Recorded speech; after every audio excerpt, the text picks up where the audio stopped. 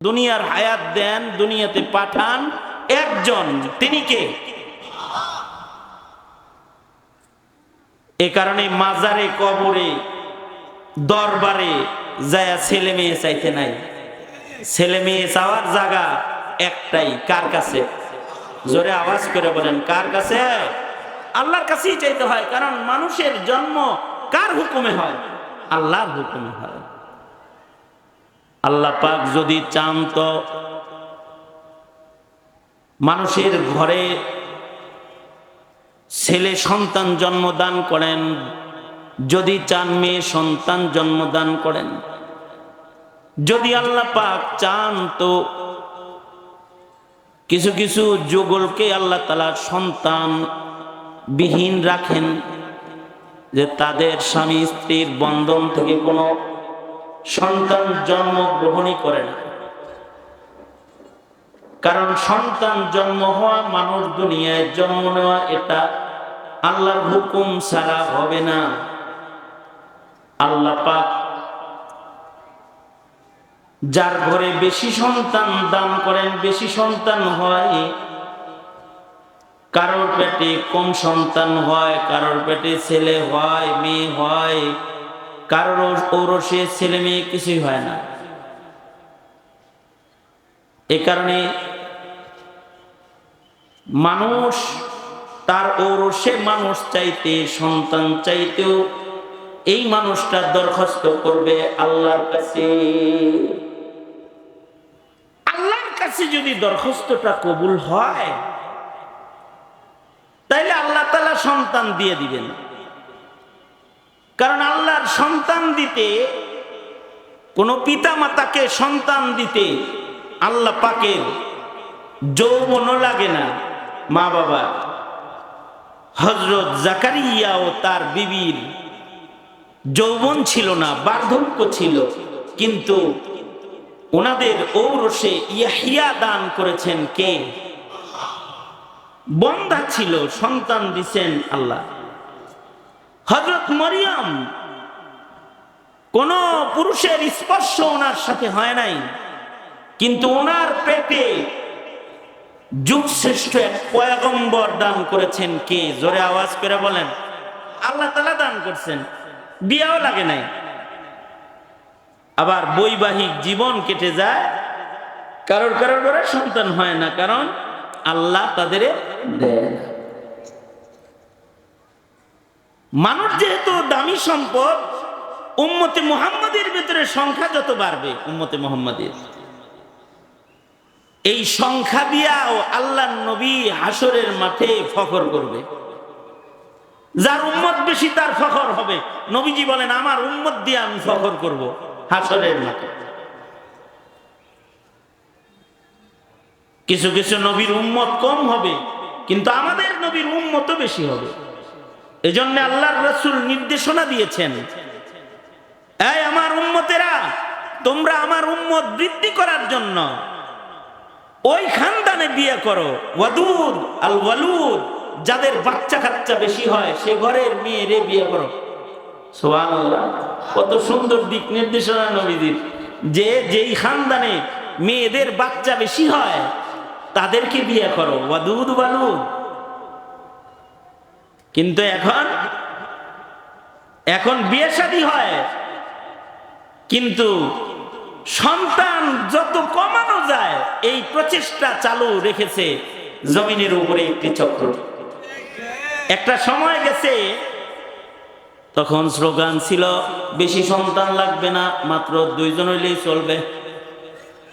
ইদানিং দেখবেন দেয়ালে লেখা আছে, এত সন্তান নয়, একটাই যথেষ্ট। অথচ যত সন্তান সন্ততি হবে বলুন তো, রিজিক কে দেয়? মা বাবা সন্তানরে রিজিক দেয় নাকি রিজিক দেয় আল্লাহ? রাজ্জাক কে? জোরে আওয়াজ করে বলেন। এ কারণে মায়ের কোলে যখন সন্তান আসে, সন্তানের খাদ্য মার স্তনে দান করেন কে? এজন্য আল্লাহকে ডাকার একটা অভিনব একটা পদ্ধতি আল্লাহর রাসূল শিখাইছেন। ইয়া রাজিকাত তিফলিস সাগীর, ও ওয়ালা, রিজিক দেনেওয়ালা মাওলা। আপনি তো দাবি করতে পারেন যে আমার রিজিক এই রিক্সা। রিক্সা মানে মনে করেন কেউ রিক্সা ভ্যান চালায়, সে বলল কি আমার রিজিক কি? অনেকে বলে না, আমি একবার আমার বাসার থেকে রিক্সায় উঠছি সকালবেলায়, মাদ্রাসার সামনে যায় রিক্সাওয়ালারে 10 টাকা ভাড়া, কিন্তু আমি দেখলাম সকালবেলায় একটা লোক সে আমাকে নিয়ে আইছে, যা একটু বাড়াইয়া দিই। আমি বললাম যে ভাড়া কিন্তু 10 টাকা, দিলাম 20 টাকা, 10 টাকা ভাড়া দিলাম, 10 টাকা হাদিয়া দিলাম সকাল সকাল। তো হ্যাঁ রে 20 টাকা ভাড়া দিছি, কামটা করলো কি আমার সামনে 20 টাকার নোটটারে ধইরা হ্যান্ডেলের ভিতরে বাড়ি মেরা চুমা মারছে। যখনই চুমা দিছে হ্যান্ডেলের ভিতরে, আমি তো টাকাটা টান দিয়ে লয়ে নিছি। আমি বললাম হ্যান্ডেলে চুমা দিলেন কে? হেটা কোনা রিক্সার হ্যান্ডেলে এরকম করলেন কেন? এটা আগে কোন। টাকা টান দিয়ে লয়ে নিছি না, সেটা গেছে কিন্তু সেটা কয় রিজিক। রিজিক এটা রিজিক। আমি বললাম তো ইমান যাওয়ার কায়দা হইতেছে, এইটা রিজিক না, রিজিক জমিনে না।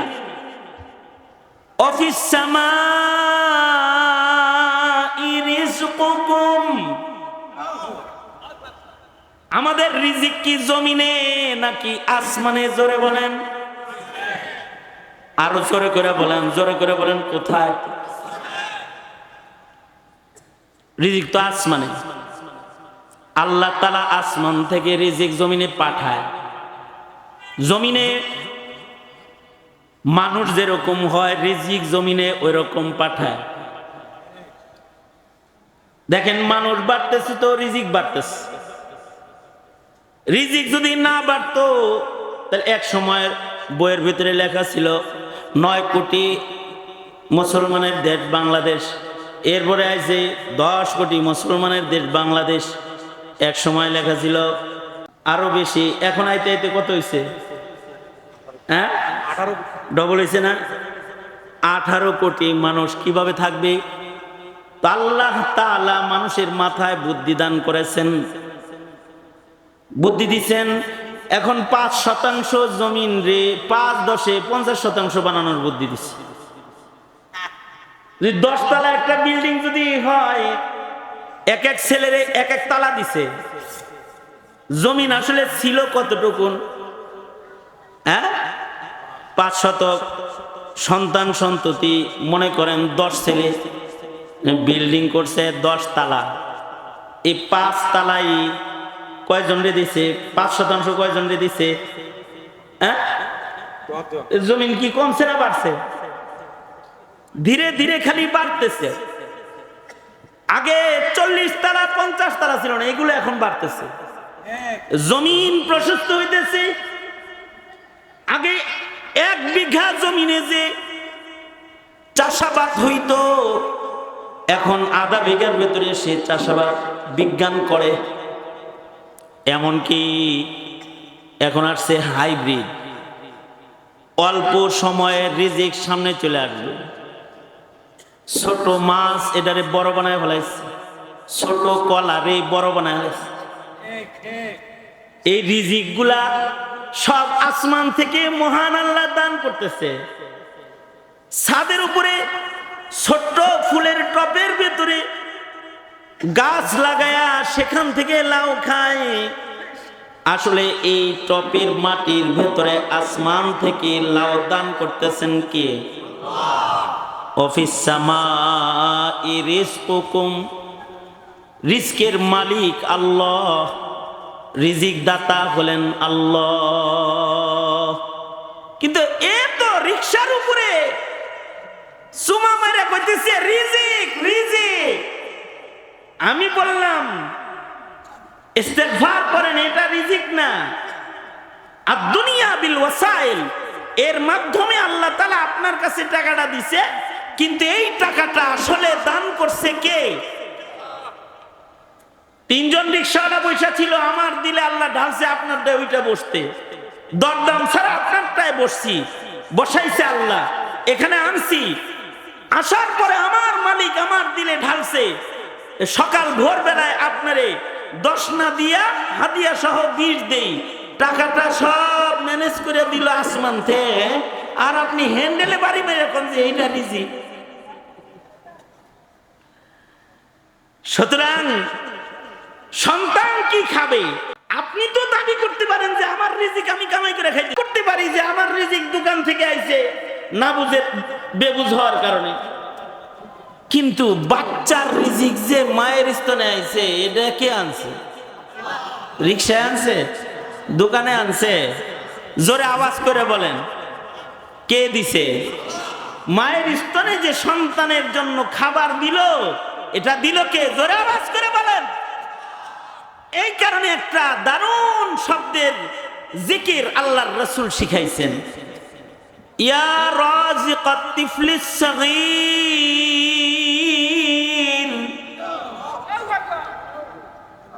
আর একটা আজব জিকির আছে, ইয়া জাবিরুল আজমিল কাসীর। মানুষের হাড্ডি যদি ভাঙ্গা যায়, হাড্ডি জোড়া লাগানোর কোনো ঔষধ নাই, হাড় জোড়া লাগানোর একমাত্র আল্লাহ পাকের কুদরত। ভাঙ্গা হাত যদি কিছু দিয়া বান্ধা রাখি, কোনো ওষুধ যদি নাও দেয়, তো 21 দিন 22 দিন 3 সপ্তাহ গেলে দেখা যাবে এটা জোড়া লেগেছে। গোষ্ঠীর ভেতরে ঔষধ ছাড়া ভেঙ্গে যাওয়া হাড্ডি জোড়া লাগায় একজন, কে তিনি? জোরে আওয়াজ করে বলেন কে তিনি? কে? এই কারণে আর একটা জিকির হলো, ইয়া জাবিরুল আজমিল কাসীর। ও হাড্ডি জোড়া লাগানে ওয়ালা আল্লাহ, ও বাচ্চাকে রিজিক দেনে ওয়ালা মালিক আল্লাহ। এত সন্তান খাওয়াইবা কি, রাখবা কই, এই চিন্তা মা বাবার না। রিজিক দিবেন কে? জোরে আওয়াজ করে বলেন রিজিক দিবেন আল্লাহ তাআলা, রিজিক দান করবেন। তো মানুষ বেশি হইলে এটা জমিনের জন্য রহমত, মানুষ বেশি জন্ম হওয়া এটা উম্মতের জন্য রহমত, এবং এই উম্মত দিয়া নবীজি হাশরের মাঠে ফখর করবেন। কিন্তু একটা শর্ত আছে, সেটা হলো যেই মানব সম্পদগুলা জন্ম নিল, এদের ঈমান যেন খ্রিস্টান চুরি করে নিয়ে না যায়, এদের ঈমান যেন প্রচলিত রাজনীতির কবলে পড়ে ধ্বংস হয়ে না যায়, এদের ঈমান যেন বিজ্ঞানের আক্রমণে তছনছ হয়ে না যায়। এই মানব সম্পদগুলা যেন সংরক্ষিত রয় এবং তাদের এই সম্পদগুলা যেন আল্লাহর কাছে দামি সম্পদে পরিণত হয়, এই মেহনতটা জমিনে করতে হবে মানুষের, অর্থাৎ আমাদেরই করতে হবে। আমাদের সম্পদ সংরক্ষণের হেফাজতের জিম্মাদারি। এ কারণে বিশেষভাবে সন্তান জন্ম হওয়ার পরই অথবা সন্তান আসার আগে, বিয়ের পরই দোয়া করবে আল্লাহর কাছে, আল্লাহ আপনি আমারও রসে সন্তান দিবেন, যেমন তেমন সন্তান আপনি দিবেন না। ও আল্লাহ আমাকে আপনি এমন সন্তান দান করেন, আমাদের প্রজন্মে এমন মানুষ আমাদের আপনি দান করেন, যে সন্তানগুলা আমাদের জন্য চোখের শীতলতা হবে। আল্লাহ তাআলা ইবাদুর রহমান, রহমানের গোলামদের গুণ বর্ণনা করতে গিয়ে একটা গুণ এটাও বলেছেন, ওই মা বাবা আল্লাহর কাছে পছন্দের মা বাবা যারা তাদের ওরসে আল্লাহর পছন্দের বান্দা চায়, আর বলে ওগো আল্লাহ আপনি আমাদের ওরসে আমাদের বিবিদের থেকে এমন সন্তান আমাদের দান করেন যে সন্তান আমাদের চোখ শীতল হয়, এমন সন্তান আমাদেরকে দান করেন যারা নেকির কাজ, নেককারদের সর্দার হয়। ওই সন্তান দিয়ে লাভ নাই যে সন্তান চাঁদাবাজ, যে সন্তান জেনাকার, যে সন্তান মিথ্যেবাদী, যে সন্তান চরিত্র নষ্ট, যে সন্তান সমাজ নষ্ট করে, যে মানুষটা রাষ্ট্র নষ্ট করে, এমন সম্পদ মানব সম্পদ নয়। এরা হলো মানব বিধ্বংসকারী বস্তু, যে মানব সমাজকে এরা ধ্বংস করে দেয়। মানব সম্পদ এটা তো দামি সম্পদ। এইটা একটা দামি মানুষ একটা জাতি আর গোষ্ঠীকে শান্তি দিয়ে দেয়, একটা ভালো মানুষ। আর মানুষটা যদি খারাপ মানুষ হয় তাহলে গোটা জাতিকে অস্থির বানায় ফেলায়, যেমন শেখ হাসিনা গোটা জাতির অস্থির বানায় ফেলাই দিছিল। শেষ পর্যন্ত আগস্টের জুলাইয়ের গণবিপ্লব হয়েছে মানুষ বাঁচার জন্য, শান্তির জন্য। শিক্ষাঙ্গন থেকে পড়াশোনা ছেড়ে দিয়ে ছাত্ররা পর্যন্ত রাজপথ দখল করেছে। টেকনাফ থেকে তেতুলিয়া ছাত্ররা বুলেটের সামনে দাঁড়ায় গেছে যে দেশের মানুষের শৃঙ্খলা শান্তি নষ্ট হতে দেব না, এই জগদ্দল পাথরকে মাথার উপর থেকে সরাইতে হবে। আন্দোলন করেছে এবং তারা জীবন দিয়েছে। জীবন দিয়ে শেষ পর্যন্ত হাসিনার একটা মানুষ হাসিনার উৎপাত থেকে রক্ষার জন্য উপায় খুঁজেছে। কারণ একজন মানুষও কখনো কখনো জাতিকে অশান্ত করে দেয়। সে মানুষটা যদি অমানুষ হয়ে যায়, সে মানুষটা যদি খুনি হয়ে যায়, সে মানুষের কাছে যদি মানুষের রক্তের মূল্য না রয়, সে মানুষটা যদি জালেম হয়, সে মানুষটা যদি জমিনের মানুষের কল্যাণকামী না হয়, সে মানুষটা যদি জমিনের মানুষের স্বাধীনতাকে কারোর কাছে বিক্রি করার মানসিকতার মানুষ হয়, সে অশান্তির কারণ হয়। আর যদি মানুষটা একটা ভালো মানুষ হয়, তাহলে ভালো মানুষের দ্বারায় জগৎ শান্তি পাওয়া যায়। যেমন মুহাম্মদুর রাসূলুল্লাহ সাল্লাল্লাহু আলাইহি ওয়াসাল্লাম সারা দুনিয়ার মানুষের জন্য শান্তির পয়গাম আর বার্তা নিয়ে আগমন করেছেন। এজন্য আপনার ঘরের একটা সন্তান কিন্তু এই গাইবান্ধা জেলার জন্য ত্রাস হতেও পারে, আবার আপনার একটা সন্তান কিন্তু গোটা বাংলাদেশ আবাদ করার একজন সংস্কারক হইতে পারে। আপনার একটা সন্তান যে আপনার ঔরসে জন্মগ্রহণ করতেছে, সে হয়তো জমিনটাকে আবাদ করবে অথবা বরবাদ করবে। মানুষই জমিন আবাদকারী, আবার মানুষই জমিন বরবাদকারী। যারা জমিন আবাদকারী মানুষ হয় তারা আল্লাহর খলিফা হিসাবে গণিত হয়। এদের মৃত্যুর পরে এই মানুষগুলাকে মহান আল্লাহ দূরে রাখবেন না। এই মানুষগুলাকে মহান আল্লাহ আল্লাহর জান্নাতে আল্লাহর কাছে জায়গা দান করবেন। সুবহানাল্লাহ। এ কারণে বাপেরা বিয়ে করছেন কারা কারা হাত তোলেন তো। যেমন আমি বিয়ে করছি, আপনারা করছেন? কারা কারা করছেন হাত তোলেন। হ্যাঁ, ঔরসের সন্তান যেন ভালো মানুষ হয়, দোয়াটা জারি রাখবে। আর বিয়ে করেন নাই যারা, তারাও বিয়ের আগের থেকে রেডি হন।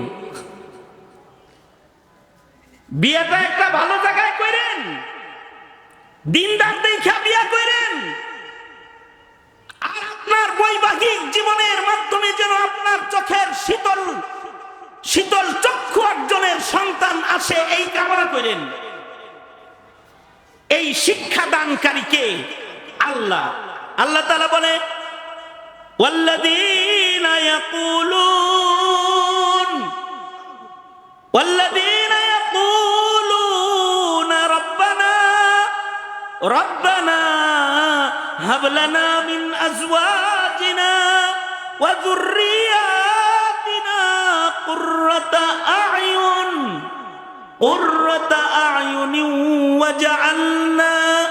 ওয়াজআলনা লিল মুত্তাকিনা ইমামা।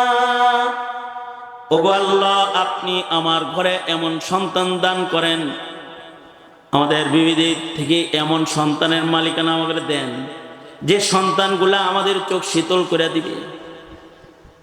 চোখ শীতল কোন সন্তান দিয়া হয়? সুন্দর সন্তান দিয়া চোখ শীতল হয় না, শিক্ষিত সন্তান দিয়া চোখ শীতল হয় না, নেতা অনেক বড় নেতা সন্তান দিয়া চোখ শীতল হয় না, কোটি কোটি টাকার মালিক সন্তান দিয়া চোখ শীতল হয় না। চোখ শীতলকারী সন্তান হলো আদর্শ সন্তান, ইমানদার সন্তান, মুসলমান সন্তান, আদর্শ মানুষ সন্তান দিয়া বাবা মার চোখ শীতল হয়। এ কারণে আদর্শ বাবা মা যারা, তারা কিন্তু সব সন্তানদের নিজের গণনার ভেতরেও আনে না। হজের সফরে এক হাজী সাহেব আমার কাছে গল্প করতেছে। হাজী সাহেব গল্প করতেছে, হুজুর এটা ছোট মেয়ের জামাই, এটা ছোট মেয়ের জামাই, জামাইয়ের লগে হজে আইছি হুজুর। আল্লাহ দিলে বড় জামাইও এরকমই, আল্লাহ দিলে ছেলেটাও এরকম, ছেলেরাও এরকম মাশাআল্লাহ দিনের কাজ করে। আমি এই জামাইয়ের দিকে তাকায়া আমি মনে করছি এ বুঝি কোন মাদ্রাসার মুহাদ্দিস টুহাদ্দিস হবে। তা আমি জিজ্ঞাসা করলাম, ভাই খেদমত কোন মাদ্রাসায়, মানে আপনি কোন মাদ্রাসায় পড়ান? হে কয় আমি হুজুর ইঞ্জিনিয়ার। কি কইছে? স্যার হইছেন কে? কথা কন আমার লগে, তাহলে বুঝবো যে বুঝতেছেন। কি কইতেছে? আমি একটা ইঞ্জিনিয়ার মানুষ। আলহামদুলিল্লাহ, দাওয়াত তাবলীগ এবং আল্লাহওয়ালাদের সোহবতের বরকতে এই সূরত হুজুর, মাশাআল্লাহ মারহাবা। তা আমি তাকে ধন্যবাদ দিলাম। তো চাচারে জিগাইলাম, এরকম সন্তান ছেলে মেয়ে কয়জন? আপনি তো ভাগ্যবান, আপনার ছেলে মেয়ে কয়জন? তো উনি আমারে বলল, ছেলে মেয়ে 4 জন। কয়জন? কয়জন কইছে? 2 ছেলে 2 মেয়ে, হিসাব দিছে আমার কাছে। মেয়ের জামাই আমার কানে কানে কয়, হুজুর 3 ছেলে 2 মেয়ে। এটা কে কইতেছে? মেয়ের জামাই কইতেছে আমার কানে, হুজুর 2 ছেলে না 3 ছেলে 2 মেয়ে, মোট 5 জন। তা আমি হাজী সাহেবকে বললাম, হাজী সাহেব এই নাইমা 2 মিনিট হাঁটলে হলো খোদার ঘর কাবা, আছেন মক্কাতুল মুকাররমা, এখানে যে কোনো নেকির কাজ করলে লাখ গুণ বেশি। এইরকম একটা জমিনের ভেতরে বয়ে বয়ে যে মিছা কথাটা কইলেন। জিগাইলাম আপনার সন্তান কয়জন? আর আপনি কইলেন 2 ছেলে 2 মেয়ে। আপনার মেয়ের জামাতা আমার কানে বলল 3 ছেলে 2 মেয়ে। মিথ্যা কথাটা কেন বলছেন হাজী সাহেব? এমন মিথ্যা কথা মক্কায় বলাটা কি অপরাধ নয়? লোকটা আমার দিকে তাকায়, তার চোখ ভরা পানি। সে বলতেছে, হুজুর আমি কোনো অন্যায় কাজ করি নাই, খোদার ঘরের কাছে বৈশা আমার খোদা আমার মালিকের সুন্নত আমি নকল করেছি। নূহ আলাইহিস সালাতু ওয়াস সালাম তিনি যখন নিজের সন্তানকে ডাকতেছিলেন, এ আমার সন্তান পাহাড়ে যাইস না, আয় আয় আমার নৌকায় আয়, আযাব আসতেছে, রবের বিরোধিতা তুই করিস না, আয় আয় কাছে আয়। সন্তান কথা না শুনে যখন বাবাকে অমান্য করে পয়গম্বরের আদেশ লঙ্ঘন করে যখন চলে যায়, পয়গম্বর যখন কাঁদছিলেন, আল্লাহ তাআলা কি পয়গম্বরে বলে নাই, ও নূহ হ্যারে গণনা করো কেন সন্তান হিসেবে? এইটা তো তোমার আহাল না, এটাকে আল্লাহ তাআলা কয় নাই। সে আমারে কয় এটাকে আল্লাহ কয় নাই, এটা তোমার সন্তান না। মহান আল্লাহ যদি পয়গম্বর রে কুসন্তানকে গণনা করতে মানা করে থাকে, তাহলে ওই মানাটা আল্লাহ সব বাপেরই করছে। এ কারণে সন্তান আমার 5টা, কিন্তু একটা আমার কথা শোনে না। একটার ঈমান ঠিক নাই, একটার আমল ঠিক নাই। একটা নেক কাজ করে না, ওটা জালেম, ওটা দুষ্ট। বাপ হইয়া দুষ্ট সন্তানদের গণনা কইরা হাসরের কঠিন ময়দানে মহান আদালতে কিবরিয়াতে আসামি হয়ে দাঁড়ানোর মতো হিম্মত আমি বাবার নাই।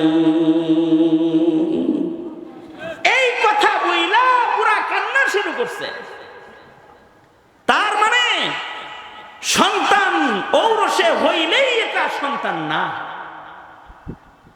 যে সন্তানের ঈমান নাই, যে এক আল্লাহ চিনে না, যে কাবার দিক চিনে না, মসজিদ চিনে না, যে ইসলাম চিনে না, যে রাসূল চিনে না, যে কোরআন চিনে না, যে ওযু করা জানে না, ওইটারও নিজের সন্তান হিসেবে গণনা করো, ময়দানে মাহশারে আসামি হয়ে দাঁড়াতে হবে। মানব সম্পদ তো সবচেয়ে দামি সম্পদ। তবে একটা সন্তান যদি এই যেগুলারে হাফেজ হিসাবে পাগড়ি দিলাম, পিচ্ছি 2টারে আমার সামনে আনছে, এতটুকু বয়সে এইগুলা যে কয় বছর হইব, মনে হয় 12-14 বছরের বেশি না, 11 বছরের বাচ্চা হবে এগুলো। যারা কোরআন মুখস্থ করেছে এরা হলো মানব সম্পদের শ্রেষ্ঠ সম্পদ। খায়রুকুম মান তাআল্লামাল কুরআন ওয়া আল্লামা, যাদেরকে রাসূল বলেছে এরা মানুষের ভিতরে সবচেয়ে ভালো মানুষ। এই ভালো মানুষদেরকে কিন্তু হাসিনা শাপলা চত্বরে গুলি করে হত্যা করেছিল। যারা আল্লাহর গণনায় মানুষ, এবং এমন একটা সন্তানের জন্য বাবা মার প্রাপ্তিটা কেমন হবে? এমন একটা সন্তানের জন্য বাবা মা ময়দানে মাহশারে আলাদা আলাদা সিংহাসন পাবে এবং তাদের মাথায় নূরের তাজ মহান আল্লাহ পরাবে, যে নূরের তাজের আলো সূর্যের আলোর চাইতে ভালো হবে। আল্লাহু আকবার করে বলেন। সবচেয়ে খুশনসিব তো তারা যাদের ওরসে আলেম হয়ে যায়। যদি আলেম নাও হয় তো রাসূল বলেছেন সন্তানকে ঈমান শিখাও, সন্তানকে নামাজ শিখাও। যখন কথা বলা শিখছে তার মুখ দিয়া আল্লাহ বাইর করো, তাওহীদ শিখাও। সন্তান কথা বলতে জানে, এবার তাকে বলতে হবে, খানা দেওয়ার সময় বলতে হবে খানা কে দেয়, সন্তানকে শিখাই দিতে হবে, বলো আল্লাহ দেয়। কার্টুন দেখায় দেখায় খানা খাওয়াইলে আল্লাহ চিনায় চিনায় খাবার খাওয়াইতে হবে, আল্লাহ চিনায় চিনায় আসমান দেখায় বলতে হবে এই সন্তান, উপরে যে আকাশ দেখা যায় এটা কোনো সরকার বানায় নাই, এটা আওয়ামী লীগও বানায় নাই, এটা বিএনপিও বানায় নাই, এটা জাতীয় পার্টিও বানায় নাই, এটা আমেরিকাও বানায় নাই, এটা রাশিয়াও বানায় নাই। এই যে আসমান দেখা যায় এটার বানানে ওয়ালা একজন আছে, যিনি তোমারে বানাইছে, তিনি কে? জোরে আওয়াজ করে বলেন। সাবধান সন্তান, জীবনেও কিন্তু ওই মালিকের সাথে কাউকে শরীক করা যাবে না। ওই মালিক কিন্তু একজন, তার নামটা কি? চিল্লায় জোরে বলে আল্লাহ। তার নাম এটা তারে ছোটবেলায় শিখায় দাও, মুখ দিয়ে আল্লাহ বাইর করে ফেলাও। আর যখন তার 7 বছর বয়স হয় তো তাকে ওই আল্লাহর কদমে সেজদা দিতে আদেশ করো। বাপেরে বলে মুরু আওলাদাকুম, তোমরা তোমাদের সন্তানদেরকে নির্দেশ করো যখন তাদের বয়স হয় 7 নামাজের কথা বলো, সেজদা দিতে বলো। আর যখন 10 বছর হয়ে যাবে তখন যখন নামাজ না পড়লে তাকে পিটুনি দাও, পিটাও, তাদেরকে শাসন করো। নবীর শিক্ষা। কেন? কারণ তোমার ঘরের সন্তানটা আল্লাহর পছন্দের হইতে হবে। যদি আল্লাহর পছন্দের হয় তাহলে ওয়ালাদে সালেহ, বাবা মার জন্য মরার পরেও উপকারী। এইরকম পিতা যারা, যাদের সন্তানদেরকে গঠন করার মেহনত পিতারা করে, এই পিতাগুলো আল্লাহর কাছে দামি। যে মায়ের পেট থেকে ভালো সন্তান হয়, এই মাগুলো আল্লাহর কাছে দামি। যেই খানদানের ভেতরে ভালো মানুষের আগমন হয়, এই খানদানও আল্লাহর কাছে দামি। এ কারণেই কোরআন শরীফের ভেতরে আলে ইমরান নামে সূরা আছে। এ কারণেই ভালো মায়ের নামে কোরআন মজিদে সূরা মারিয়াম আছে। এ কারণেই আদর্শ পিতার নামে কোরআন শরীফে সূরা লোকমান বিদ্যমান আছে। লোকমানের গুণ কি? লোকমানের গুণ হলো, লোকমান তার সন্তানকে ঈমান শিখাইছে। ইয়া বুনাইয়া লা তুশরিক বিল্লাহ ইন্নাশ শিরকা লাযুলমুন আযীম। এই সন্তান, শরীক করবা না, আল্লাহর সাথে কাউরে শরীক করবা না। সন্তানরে এটা যদি শিখায় দেন, তাহলে সন্তান কোনোদিন বলবে না যে ক্ষমতার উৎস জনগণ, এটা বলবে না। সন্তানরে যদি তাওহীদ শিক্ষা দেন, তাহলে সন্তান বলবে ক্ষমতার মালিক কে? আমেরিকা ক্ষমতার মালিক, রাশিয়া ক্ষমতার মালিক, ভারত ক্ষমতার মালিক। ক্ষমতার মালিক কি মানুষ? ক্ষমতার মালিক কি জনগণ? ক্ষমতার মালিক কে? জোরে আওয়াজ করে বলে। দ্বিতীয় কাজ হলো সন্তানকে ইবাদত শিখাও, আল্লাহর ভয় দেখাও। আল্লাহর ভয়। এই নামাজ না পড়লে দোজখে যাবি, নামাজ না পড়লে কবরের আযাব ধরবো, এগুলো বলো সন্তানকে। আমরা সন্তানরে বাঘের ভয় দেখাই, বিলের ভয় দেখাই। খানা খাওয়ানোর সময় বিড়াল ডাকে, এই মেও ডাক দিব কিন্তু। কি কয়? এই এই আতু আতু, এই বাগাইলো বাগাইলো, এগুলো বলে। তার মানে ছোট্ট বাচ্চাকে বাঘের ভয় ঠিকই দেখাইতেছে, বিড়ালের ভয়ও দেখাইতেছে। এই ভূতাইলো ভূতাইলো, খা খা খা খা, ভূতাইলো, ভূতের ভয় দেখাইতেছে। কিন্তু এ সন্তান এমএ পাস করেছে, তাকে আল্লাহর ভয় দেখায় নাই, আল্লাহর ভয় দেখায় নাই। কেন? সন্তানকে আল্লাহর ভয় দেখাও, আদর্শ পিতার খাতায় নিজের নাম নাও। সাহাবায়ে কেরাম সন্তানদেরকেও নবী প্রেম শিখাইছে। আমাদের বুড়া হয়ে যায় সন্তান, ওরা নবী প্রেম চিনে না। শেখ বেলায় তবলিগের মানুষদেরকে ঘরে ঘরে যায় দাঁড়ায় থাকতে হয়, গাছতে যায় না, যায় দাঁড়ায় থাকে, একটু নবী প্রেম শিখাইবার লেগে, আল্লাহ প্রেম শিখাইবার লেগে। আমরা আমাদের সন্তানকে মার্কার প্রেম যতটা শিখাই, দলের প্রেম যতটা শিখাই, নবীর প্রেম অতটা শিখাই না। যদি আমরা নবীর প্রেম আমাদের সন্তানদেরকে শিখাইতে পারতাম, তাহলে কাদিয়ানীরা আমাদের সন্তানের ঈমান নিতে পারতো না, নাস্তিকরা আমাদের সন্তানকে নাস্তিক বানাইতে পারতো না, বেঈমানরা আমাদের সন্তানকে দ্বীনহীন বানাইতে পারতো না। যদি আমরা শিক্ষা দিতাম, আমরা তো শিক্ষা দেই না। এই শিক্ষাগুলো এদেশে দাওয়াত ও তাবলীগ দেয়, মানুষের হৃদয়ে নবী প্রেমের বীজ বপন করার জিম্মাদারি এদেশের পীর মাশায়েখরা আদায় করে। এই দেশে ওয়াজ আর নসিহতের মাধ্যমে মানুষের হৃদয়ে ঈমান প্রবেশ করানোর মেহনত করা হয়। এ কারণেই যারা ইসলামের দুশমন, তারা ওয়াজেরও দুশমন, হক্কানি পীরেরও দুশমন। এরা বাতিল পীরকে শেল্টার দিলেও হক্কানি পীর মাশায়েখদের উপরেও তাদের অত্যাচারকে তারা জারি রাখে। এই তো হালাত। এইভাবে করে যদি মানব সম্পদ নষ্ট হয়ে যায়, স্বাধীনতাও রক্ষা হবে না।